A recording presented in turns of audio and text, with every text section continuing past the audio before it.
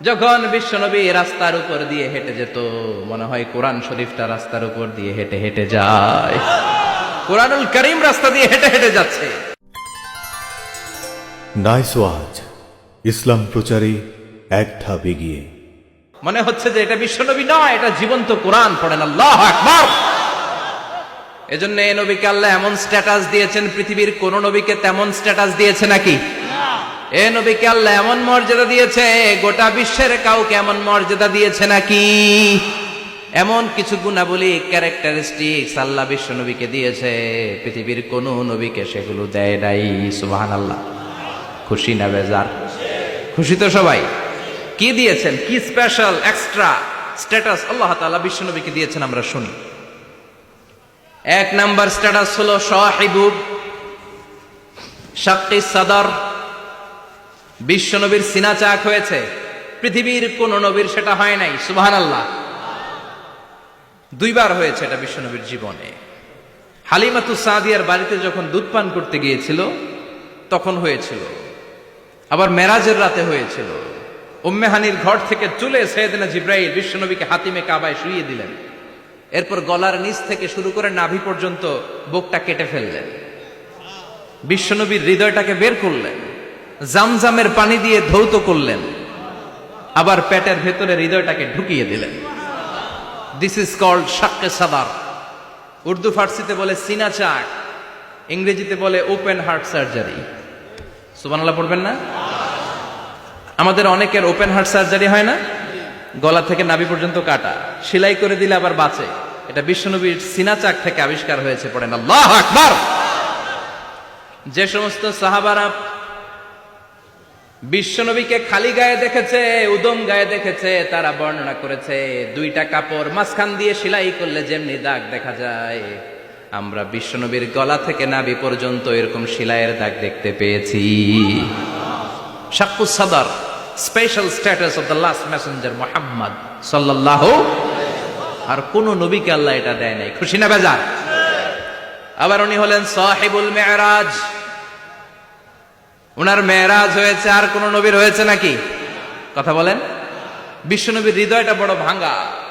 কলিজার টুকরা স্ত্রী খাদিজা নাই, যাকে সবচেয়ে ভালোবাসতেন, সবচেয়ে পেয়ার করতেন, যাকে মাহাব্বাত করতেন। এবং সাইয়েদাতুনা খাদিজার জন্য বিশ্বনবী মা আয়েশাকে ধমকও দিয়েছেন। সাইয়েদাতুনা খাদিজার কথা যখন বিশ্বনবী বলে বেড়ায় মা আয়েশার কাছে, খাদিজার কথা বললে মা আয়েশা বলতেন, ও নবী, কোন জাহিলি যুগে এক বুড়ি মহিলার সাথে আপনার বিয়ে হয়েছিল, মরে গিয়েছে, কবরে শুয়ে আছে। ওই মহিলার পরে কত সুন্দরী সুন্দরী নারীরা আমরা আপনার ঘরে আসলাম, তারপরে ওই বুড়ির কথা আমাদেরকে বলেন কেন? ওই বুড়ির কথা শোনান কেন? বিশ্বনবী রেগে গেলেন। সাইয়েদাতুনা খাদিজাকে বুড়ি বলার কারণে বিশ্বনবী মা আয়েশার চোয়ালটা এইভাবে চেপে ধরেছে। কোনদিন স্ত্রীর গায়ে হাত তোলেননি, শুধু এই একবার খাদিজাকে বুড়ি বলার কারণে মা আয়েশার থুতনি চেপে ধরেছিলেন। আল্লাহু আকবার। আবার বিশ্বনবী বলতেন, রুজিকতু হুব্বাহা, খাদিজার ভালোবাসা আল্লাহ আমার হৃদয়ে ঢুকিয়ে দিয়েছে। আবার বিশ্বনবী দোয়া করলে বলতেন, ও আল্লাহ, ওই কিয়ামতের ময়দানে যেদিন বন্ধু বন্ধুরে চিনবে না, বাবা ছেলেরে চিনবে না, মা তার মেয়েরে চিনবে না, পীর সাহেব মুরিদরে চিনবে না, মুরিদ পীর সাহেবরে চিনবে না, ওই কঠিন দিনে যেন আমি আমার কলিজার টুকরা খাদিজারে ভুলে না যাই। ওই কঠিন দিনে আমি যেন আমার খাদিজারে চিনতে পারি। সুবহানাল্লাহ। তার মানে ভালোবাসা বেশি না কম? সাইয়েদাতুনা খাদিজা ইন্তেকাল করলেন, জাবালে হাজুনের পাশে ওনার কবর। যারা হজ উমরা করতে গিয়েছেন দেখেছেন না, মক্কায় একটা কবর আছে, এটা মাকবারাতুল মা'লা। মা'লা, কিন্তু এটারে বাংলাদেশিরা বলে জান্নাতুল মুআল্লা। কি বলে? এটারে জান্নাতুল মুআল্লা বলবেন না, কারণ এই কবরস্থানে অনেক কাফির মুশরিকেরও কবর আছে, তো ওদের কবরস্থান কি জান্নাত হইতে পারে? এটাকে মাকবারা বলবেন। মাকবারা মা'লা বা মুআল্লা, আর মদিনায় হচ্ছে মাকবারাতুল বাকিয়া। মুআল্লা কবরস্থান মক্কায়, আর বাকি কবরস্থান মদিনায়। এর পাশে বিশাল এক পাহাড়, হেরেম শরীফ থেকে দেখা যায় জাবালে হাজুন। এর পাদদেশে বিশ্বনবী নিজ হাতে সাইয়েদাতুনা খাদিজাকে কবর দিয়েছেন। কবর দিয়ে সবাই চলে যায়, বিশ্বনবী যায় না। দাঁড়িয়ে দাঁড়িয়ে কাঁদতে লাগলেন। সাইয়েদনা আবু বকর বলে, নবী চলেন ঘরে ফিরে যাই। বিশ্বনবী বললেন, তুমি যাও, আমি যাব না। যেই মহিলাটাকে এইমাত্র কবর দিলাম সাধারণ মহিলা না, আমার বিপদের দিনের সঙ্গিনী খাদিজা। আজীবন আমাকে ছাতার মতো শেল্টার দিয়েছে, সমস্ত সম্পদ আমার পায়ের সামনে বিছিয়ে দিয়েছে রে আবু বকর। তোমার মনে চাই ঘরে ফিরে যাও, আমি দাঁড়িয়ে থাকবো। এখনই খাদিজার কবরের 3টা প্রশ্ন করা হবে। আমি খাদিজার পক্ষ থেকে 3টা প্রশ্নের জবাব দিয়ে তারপরে ঘরে ফিরে যাব রে আবু বকর। সাইয়েদনা জিবরাইল এসে বললেন, ইয়া রাসূলুল্লাহ, ইয়া হাবিবাল্লাহ, দাঁড়িয়ে থাকার দরকার নাই, আবু বকরের সাথে চলে যান। রব্বুল আলামিন বলেছেন, ওই কবরের 3টা প্রশ্নের জবাব দিতে যদি খাদিজার সমস্যা হয়, আরশের উপর থেকে 3টা কবরের প্রশ্নের জবাব আল্লাহ নিজেই দিয়ে দিবে। কি পেয়ার করতেন বিশ্বনবীকে। সাইয়েদাতুনা খাদিজা ইন্তেকাল করলেন, চাচা আবু তালেব ইন্তেকাল করল। দাওয়াত দেওয়ার জন্য বিশ্বনবী ওই তায়েফের ময়দানে গেলেন। তায়েফের ছেলেরাও পাথর মেরে বিশ্বনবীর দেহটারে ঝাঁঝরা করে দিল। বলেন ঠিক কিনা? পাথরের আঘাতে ক্ষত বিক্ষত হয়ে সারা শরীর থেকে রক্ত ঝরে। হে রাসূল, তোমাকে ভুলি আমি কেমন করে? ঠিক কিনা? খাদিজা নাই, আবু তালেব নাই। তায়েফে যে মার খেয়ে আসলেন, অন্তরটা একেবারে ভাঙা, আর মন বসে না, কিচ্ছু ভাল লাগে না। বিশ্বনবীর মনের ভেতরে হাহাকার। বিশ্বনবীর মনে হলো, ডানে বায়ে দুনিয়ায় আমার মনে হয় কেউ নাই। বিশ্বনবী দুনিয়ায় বসে কষ্ট পায়, আরশের উপর থেকে এগুলো দেখে কে? আল্লাহ প্ল্যান করছেন কেমন করে আমার বন্ধুর মনটারে ভালো করা যায়। বিশ্বনবীকে স্পেশাল সারপ্রাইজ দেওয়ার জন্য আল্লাহ প্ল্যান করলেন। জিব্রাইল ডেকে বললেন, ও জিব্রাইল, আমার পেয়ারা নবীকে স্পেশাল সারপ্রাইজ দিব, কিন্তু এই সারপ্রাইজের গিফটটা তোমার হাত দিয়ে আমি দিতে চাই না, তুমি দিয়ে আসলে হবে না। আমার পেয়ারা নবীকে দুনিয়া থেকে টান দিয়ে আমার আরশের উপরে নিয়ে আসো। সাহিবুল মেরাজ, যেই নবীর মেরাজ হয়েছে আর কোন নবীর হয় নাই। এই মেরাজ করতে যে কত কাণ্ড, কত প্ল্যান প্রোগ্রাম। আল্লাহ টাইমের স্পিডকে আল্লাহ থামিয়ে দিলেন। মক্কা থেকে উঠিয়ে বিশ্বনবীকে এক মরুভূমিতে রাখা হলো রাতে। বললেন দোয়া করেন। দোয়া করে বিশ্বনবী বললেন, ভাই জিবরাইল, এটা কোন জায়গা, কোথায় দোয়া করব? সাইয়েদনা জিবরাইল বলেন, নবী, কিছুদিন পরে এই জায়গায় আপনি হিজরত করে আসবেন। এই জায়গার নাম ইয়াসরিব, মদিনা। দোয়া করলেন। আবার সেখান থেকে তুলে এক পাহাড়ে রাখা হলো। নবী দোয়া করেন। দোয়া করে নবী বললেন, এটা কোন পাহাড়? অন্ধকার, আমি তো কিছু চিনি না। সাইয়েদনা জিবরাইল বললেন, নবী, এটা সাধারণ পাহাড় নয়, এই পাহাড়ের কথা আল্লাহ কোরআনে বলেছেন, এই পাহাড়ের কসম আল্লাহ কোরআনে খেয়েছেন। এই পাহাড়টা হলো আপনার ভাই মুসার পাহাড়, তুর পাহাড়। তুর পাহাড়ে তিনি দোয়া করলেন। কত কিছু করে বিশ্বনবীকে আল্লাহর আরশে নিয়ে যাওয়া হলো। সাহিবুল মেরাজ। বিশ্বনবী ছাড়া আর কোন নবীর কি এরকম মেরাজ হয়েছে? সবাই বলেন হয়েছে।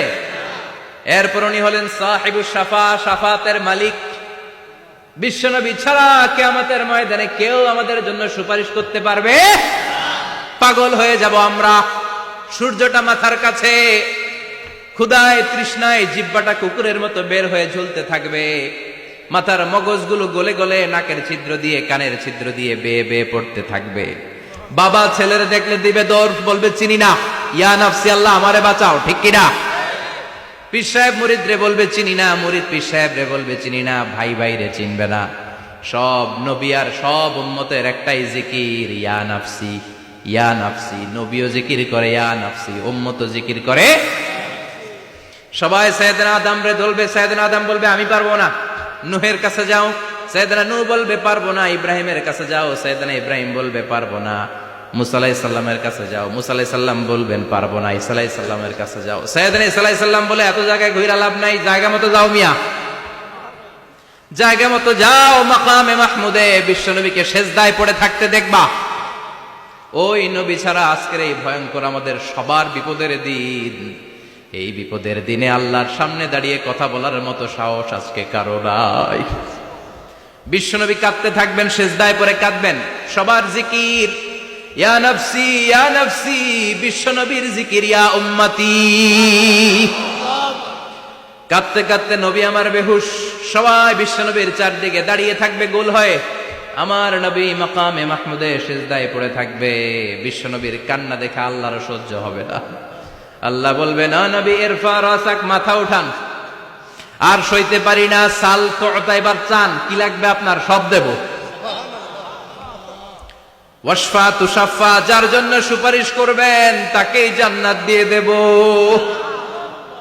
বিশ্বনবী বলেন, লিকুল্লি নবিয়্যিন দাওয়া মুস্তাজাবা, সব নবীর দুনিয়াতে একটা স্পেশাল দোয়া ছিল, এটাকে বলে দাওয়া মুস্তাজাবা। এই দোয়াটা করলেই কবুল করে নিয়েছে কে?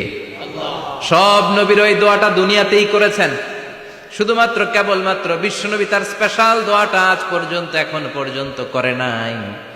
বিশ্বনবী বলেন, ওয়া ইন্নী আখতাবিউ দাওয়াতি শাফাআতান লি উম্মতি ইয়াউমাল কিয়ামাহ, আমি আমার দোয়াটা, আমি আমার স্পেশাল সাপ্লিকেশনটা কিয়ামতের দিন, কঠিন মুসিবতের কালে তোমরা যখন বিপদে পড়ে যাবা, আমার স্পেশাল দোয়াটা ওই দিন করে আমি তোমাদের সুপারিশ করে জান্নাতে পাঠায়া দেব।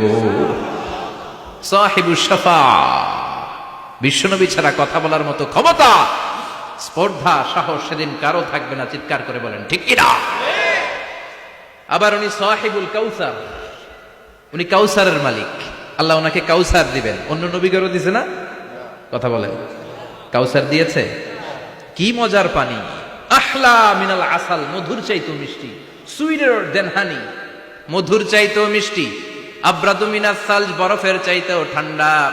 আবিয়াদু মিনাল লাবান, দুধের চাইতেও সাদা। এক ঢোক যে পান করবে আজীবনের জন্য তৃষ্ণা চলে যাবে। সাহিবুল কাউসার, তৃষ্ণার চোটে আমরা পাগল পারা হয়ে বিশ্বনবীর কাউসারের দরবারে যাব। বিশ্বনবী পেয়ালার মধ্যে করে করে আমাদেরকে কাউসার পিলাবেন।